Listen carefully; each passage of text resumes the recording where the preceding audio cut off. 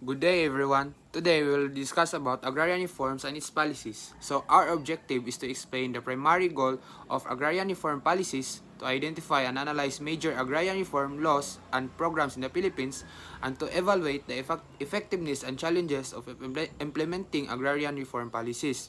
So first, what is agrarian reform? So, agrarian reform in the Philippines is the process of correcting long-standing inequalities in the agricultural system by ensuring that land is fairly distributed to the farmers who actually cultivate it, which is crucial since a large portion of Filipinos depend on farming for their livelihood. So, when farmers gain ownership or secure rights to the land, they are more motivated to improve production and invest in better farming practices. So, one example to this is the case of the Hacienda Luisita distribution, where land that had long been controlled by a single family was eventually ordered by the Supreme Court to be distributed to thousands of farm workers. So, this landmark decision showed how agrarian reform can address social injustice, give farmers greater control over their livelihoods, and contribute to more equitable rural development. So, land ownership of the Philippines under Spain. So, land ownership of the Philippines under Spanish rule was shaped by the high introduction of the Pueblo agriculture system, where the Spaniards gathered scattered rural communities into organized towns or called then as pueblos, and assigned those land to cultivate, but this structure eventually evolved into a highly unequal system of land control. While pueblos were meant to organize settlements, the Spanish colonial government also granted vast tracts land to religious orders and elite families, resulting in the rise of friar estates and haciendas that displaced many native farmers. An example of this legacy is the friar lands of Cavite and Laguna, where large areas were controlled by Spanish religious orders, forcing Filipino tenants to work the land without ownership. These estates later became the focus of early land reform efforts during the American period, highlighting how Spanish-era land policies created long-lasting inequalities in land distribution. So next, the law of Indies. So what is this law? This law stated that a comprehensive set of rules issued by the Spanish crown to govern its colonies, outlining how towns should be organized, how land should be distributed, and how officials, natives, and settlers should interact and be treated. Because of this law, they grant or give authorities to the religious orders, repartimientos for Spanish military as reward for service, and Spanish encomenderos manage the encomienda. So next, what is the encomienda system? So this system was an unfair and abusive colonial structure in which Filipino farmers were forced to provide excessive tribute and labor to encomenderos, leading to exploitative practices like compras y vandalas, where farmers had to sell their goods at very low prices or supply foods and resources without proper payment, worsening their poverty and loss of autonomy. A clear example of this is in Ilocos Norte, where Spanish encomenderos demand excessive tribute in the form of rice, tobacco, labor, leaving many local farmers struggling to sustain their families. So next, the Hacienda system. So this system emerged in the early 19th century, where the Spanish government implemented policies to integrate the Philippines into the global capitalist economy, leading to the creation of large estates like haciendas owned by Spanish or elite Filipino landlords. Under this system, tenants farmers worked the land for title or no pay, often bound by debt or long-term contracts, while the landowners profited from cash crops like sugar, tobacco, and abaca. An example is the Hacienda Luisita in Tarlac, which became one of the largest sugar estates in the country, where thousands of farmers labored under difficult conditions for decades before land reforms efforts to distribute property. So during the Spanish colonial period, land ownership became formalized through legal titles, meaning that estates and parcels were claimed and registered in the name of Spanish colonizers or elite Filipinos. As a result, many peasant families who had traditionally lived on and worked the land often assigned to it under earlier communal or pueblo arrangement, were displaced forced of their ancestral land or made tenants under the law under the new land ownership. This process concentrated land in the hands of a few and created a system where farmers lost control over the land they had cultivated for generations, showing the roots of rural poverty and inequality in the Philippines. So, Because of the unfair distribution of the lands, Filipino joined the Philippine Revolution driven by multiple motivations, including national independence, social injustice, and resistance to colonial abuses. But one of the strongest and most personal reason was the desire to own land. So, centuries of Spanish land policies such as the encomienda, friar estates, and hacienda system had deprived many farmers of their ancestral lands, forcing them into tenancy or servitude. For many revolutionaries, fighting for freedom was inseparable from that struggle to reclaim land, secure economic stability, and break the cycle of exploitation that had oppressed rural communities for generations. So next, under American rule, land ownership in the Philippines underwent significant changes as the colonial government recognized that landlessness was a major cause of social unrest. So to address this, the Americans introduced policies aimed at redistributing land and promoting small land holdings, giving more Filipino farmers and tenants the opportunity to own the land they cultivated. So one example is the Friar Lands Act of 1902, through which vast estates owned by Spanish friars in Central Luzon and other provinces were purchased by the government and sold to tenant farmers. So because of that, they allowed them to become landowners. So this marked a significant shift from the Spanish-era concentration of land in the hands of a few elite families and aimed to reduce poverty and social tension in rural areas. So the Philippine Bill of 1902 was a law passed by the American colonial government that, among other provisions, established regulations for the disposal and management of public lands in the Philippines. So it aimed to systemize land ownership by defining how public land could be sold, leased, or distributed, particularly to encourage small-scale farming and increase the number of Filipino landowners, addressing the widespread problem of landlessness inherited from the Spanish colonial period. So, under American colonial land policies, private individuals were allowed to own up to 16 hectares of land, while corporations could hold much larger estates up to 1,024 hectares.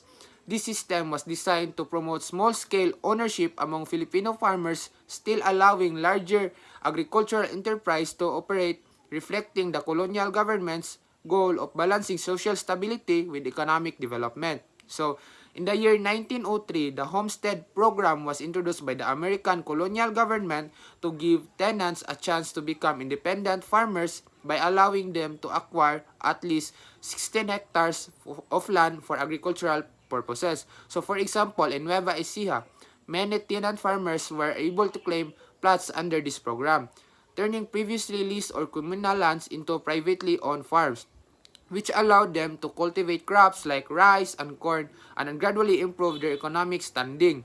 So, despite American effort to reform land ownership, the situation for Filipino farmers did not significantly improve in some cases. Worsened during the American period, many land policies such as the Homestead Program and limits on private land ownership were not fully implemented or accessible to the majority of tenant farmers. Large estates remain in the hands of wealthy individuals and corporations, and many small farmers continued to work as tenants or sharecroppers, so leaving rural poverty and landlessness largely unresolved. So one example to this is in Central Luzon. Despite land redistribution efforts, vast tracts of friar lands and haciendas remain under elite control, forcing many peasants to continue struggling under tenancy. So not all friar lands acquired by the Americans were redistributed to landless Filipino farmers. Instead, some of these lands were sold or leased to American and Filipino business interests, prioritizing commercial and economic gain over social reform. So for example, portions of the friar estate in Central Luzon were leased to corporate for large-scale sugar and rice production, leaving many tenant farmers without access to land and continuing the cycle of rural inequality. So, the land policies introduced by the Americans, though intended to promote land ownership, often resulted in more lands being placed under tenancy rather than owned by farmers, which intensified rural disconnect. This widespread tenant farming and continuous landlessness fueled peasant unrest, leading to uprisings such as the Kulurum and Sakdal movement in Luzon, where farmers protested against unfair tenancy, high risk, and continued concentration of land in the hands of elites and corporations. So, what is Tayug Uprising? Tayug Uprising in Pangasinan in 1931 and the Sakladista Uprising in 1935 were clear manifestation of Filipino peasants' frustration over landlessness and exploitative tenancy under both Spanish and American era system. So this uprising pressured the government to take agrarian issues seriously, highlighting the urgent need for land reform policies that would address rural poverty, redistribute land more equitably, and reduce social unrest in the countryside.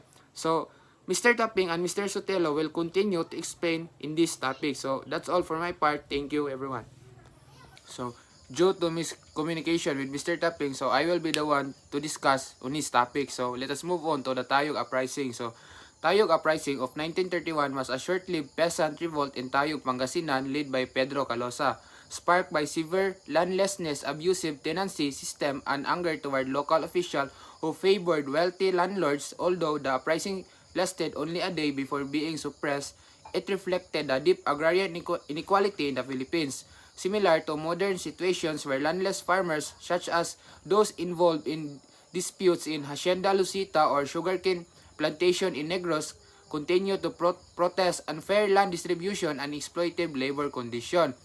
So, next, the Sakdal Uprising. So, Sakdal Uprising is also called the Sakladista Uprising, was a 2-day peasant revolt in Central Luzon on May 2 to 3, 1935, led by the Sakdal movement founded by Benigno Ramos, whose members, mostly poor tenant farmers, rose up to protest landlessness, high taxes, and the government failure to deliver promised reforms. So, it causes mirror present-day struggles of farmers in regions like Nueva Ecija and Mindanao, where land disputes, unpaid wages, and stalled agrarian reform continue to push rural communities to demand fair treatment and true land ownership. So the Filipino word sakdal means to accuse or to became the title of the newspaper led by Benigno Ramos, which voiced the grievances of poor farmers and criticized government abuses. And this idea of accusing authority reflects how modern sectors such as today's farmer groups in Central Luzon or activists exposing land grabbing cases continue to publicly call out officials and institutions for unfulfilled agrarian reform promises and injustices affecting rural communities. So, Benigno Ramos gained strong support from Manila and nearby provinces through his newspaper Sakdal, which criticized government abuses and championed the struggle of poor farmers. This growing influence eventually led him to establish the Partido Sakdalista in 1933, a political party that pushed for immediate independence and agrarian reforms, much like how modern advocacy groups in the Philippines use media platforms to mobilize supporters and call for changes in land policies and social justice. So, during the Commonwealth period, the situation for farmers grew worse as peasant uprisings became more frequent and the gap between landlords and tenants widened, with poor farmers facing rising debts, unfair sharing system, and abusive landowners, problem that echo present-day conflicts in agriculture areas like Bukidnon or Negros, where tenant farmers continue to struggle with an unequal land access and exploitative arrangement. So, President Manuel L. Quezon introduced a social justice program aimed to reducing agrarian unrest by purchasing large haciendas and dividing them into smaller plots to be sold to tenant farmers. And he also created the National Rice and Corn Corporation, or also known as the NARIC, to establish grain prices and protect both farmers and consumers. A real-life example of this policy in action was the government purchase of Hacienda San Pedro Tunasan in Laguna, which was subdivided and distributed to tenants, similar to how later land reform efforts distributed estates like Hacienda del Rosario and Pampanga to give farmers ownership and improve their livelihood.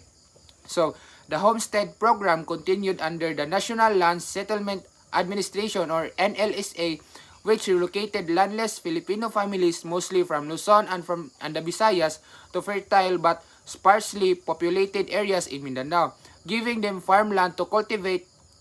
So one example to this is the settlement project in Coronadal Valley and Bukidnon, where migrants were given homestead lots to start new agricultural communities, shaping the mixed population farming regions that exist there today. So, President Quezon promoted the idea of social justice to address the growing agrarian unrest in Central Luzon and to ease the poverty experienced by tenant farmers.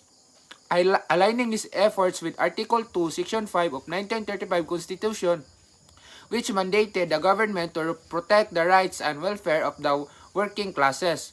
One example to this was when Quezon moved to intervene in disputes in provinces like Pampanga, where sugarcane workers were suffering under abusive tenancy systems, leading his administration to push for fairer labor and practice in land reform initiatives. So, during the Commonwealth era, President Quezon implemented land reform laws to protect tenant farmers, including Commonwealth Act No. 178 on November 13, 1936, which amended the Rice Tenancy Act No. 4035 of 1933 to provide better safeguards for tenants against excessive rents and exploitative practices. One example of this is the impact in Central Luzon, where rice tenants in provinces like Nueva Ecija receive legal support to claim fair shapes of their harvest and resist unfair evictions by landlords. So, Mr. Sotelo will continue to discuss about more in this topic. Sir, I am Dipol Jensi Sotelo and I will tackle about post-war intervention toward agrarian reform. So, post-war intervention toward agrarian reform focuses on rehabilitating the countryside and rebuilding an economy devastated by war, with efforts centered on solving inequality, tenant exploitation, and low agricultural productivity. In the Philippines, for example, the government introduced measures like the Rice Shared Tenancy Act reforms and later the creation of Land Settlement Development Corporation or LASEDECO, which resettled landless farmers into areas such as Mindanao to give them their own farmland. These efforts aim to correct pre-war injustices, improve rural living conditions, and promote social stability by giving farmers better access to land and resources. Under President Manuel Rojas, agrarian reform efforts continued with the passage of Republic Act No. 34, which improved the shared tenancy system by increasing tenant shares of harvest and limiting landowners' powers to impose unfair conditions, while Republic Act No. 55 protected farmers from being forcibly removed from the land title without due process. In the Philippines, this was significant because many post-war farmers, especially in rural provinces like Pampanga and Bulacan, were vulnerable to evictions and unfair sharing arrangements. So these laws helped stabilize their livelihood and tensions between landowners and tenants. Under President Elpidio Quirino, the government strengthened agrarian reform by establishing the Land Settlement Developing Corporation or the LASEDCO, which aimed to speed up and expand the resettlement of landless peasants to areas which they could start new farms and build stable communities. In the Philippines, this was seen in the place like Mindanao, particularly in Coronadal and Kidapawan, where many families from Luzon and Visayas were given farmland, tools, and support to begin a new life, helping ease land pressures and rural poverty in the heavily populated provinces. Under President Ramon Magsaysay, agrarian reform made major progress. This was the golden era, what they said, with the signing of Republic Act number 1199 or 1199 or 1199 or the Agricultural Tenancy Act of 1954, which clarified the rights of tenants and landowners, promoted fairer sharecropping and leasehold arrangement.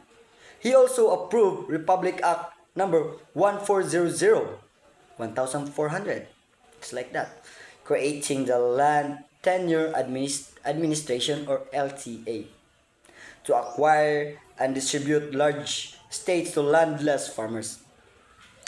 And and under Republic Act number 821, which strengthened the agricultural credit and cooperative financing ano, financing administration or ACCFA to provide loans and support to small farmers in the Philippines. These reforms help many rural communities such as those in central Luzon, where tenant unrest was common, gain more secure land rights and better access to resources, improving livelihoods and reducing rural conflict.